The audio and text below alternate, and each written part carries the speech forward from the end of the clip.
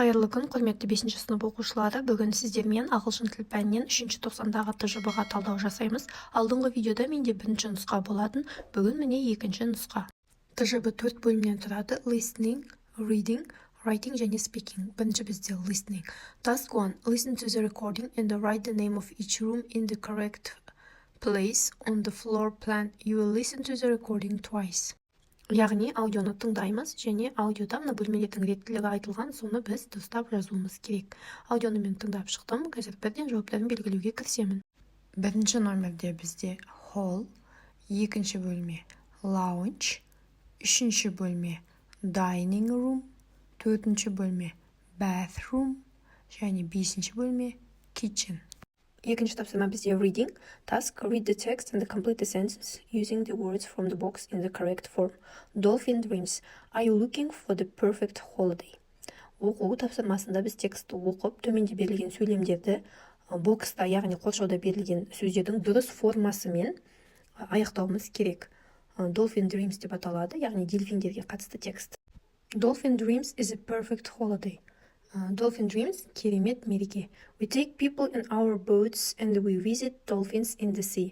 Біз адамдарды қайыққа отырғызып, теңіздегі дельфиндерге апарамыз. You can swim with beautiful dolphins. Әдемі дельфиндермен жүзе аласың. Астыда do you know деп сұрақ белгісімен берілген, яғни сен білесің бе дейді. Бірінші қызықты факт: Dolphins aren't dangerous. They are very friendly. They love playing with people. Дельфиндер қауіпті емес. Олар өте бауырмал.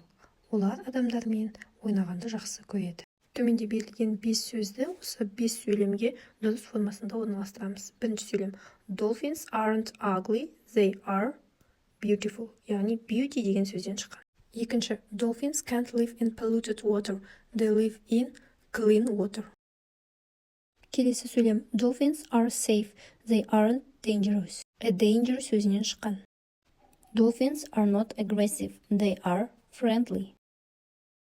Және соңғы сөйлем: A lot of the sea isn't clean, it is polluted. To pollute сөзінен шыққан. Осымен reading тапсырмасы аяқталды. Енді бізде writing, жазбаша тапсырма. Task: think about the imaginary place you would like to live, describe it. The following questions will help you. Яғни не істеу керек? Өзіміз тұрғымыз келетін бір жерді елестетеміз және соны сипаттаймыз. Төменде берілген сұрақтар бізге көмектесетін болады. What place is it? Ол қандай жер? Why would you like to live there? Неліктен сен ол жерде тұрғың келеді? What is the weather there? Ол жерде ауа райы қандай? What does this place have? Ол жерде не бар? What can you do there? Сен ол жерде не істей аласың? Мен өз ойымша жауап бердім. Сіз менің жауабымды үлгі ретінде алып, өз бетіңізше жауап берсеңіз болады. I want to live in Dreamland. It is a big country that never sleeps. There are many skyscrapers, flying cars and robots. This country is ecologically clean.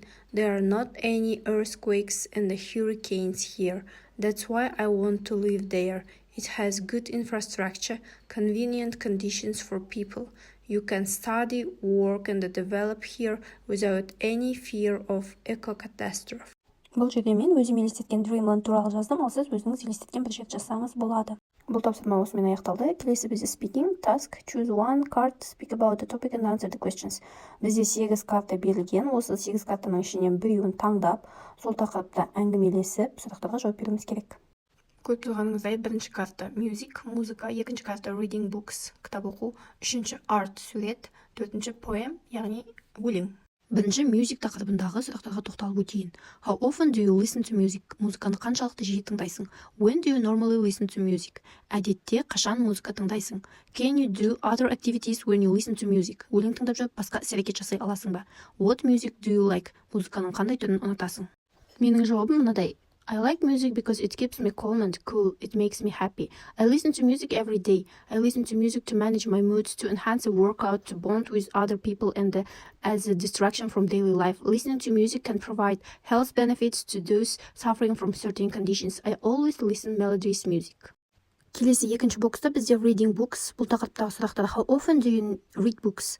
Кітапты қаншалықты жиі оқисың? When do you normally read books? Әдетте кітапты қай уақытта оқисың? What is your favorite book? Ең сүйікті кітабың қандай? Where do you like reading books? Қай жерде кітап оқығанды ұнатасың? Бұл тақырыпқа менің жауабым: I love reading books and the magazines and the newspapers and the stories on the internet. I try to read every day, even if I don't have any time.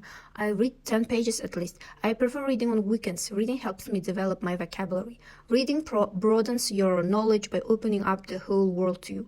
While you are reading, you can be visiting another country or a different time period or traveling through space. You can find out how people solve problems or think up new ideas. You can learn all about other kids or historic people and important events. My favorite book is Minnatim Koja by Berdirbek Sopakbaev.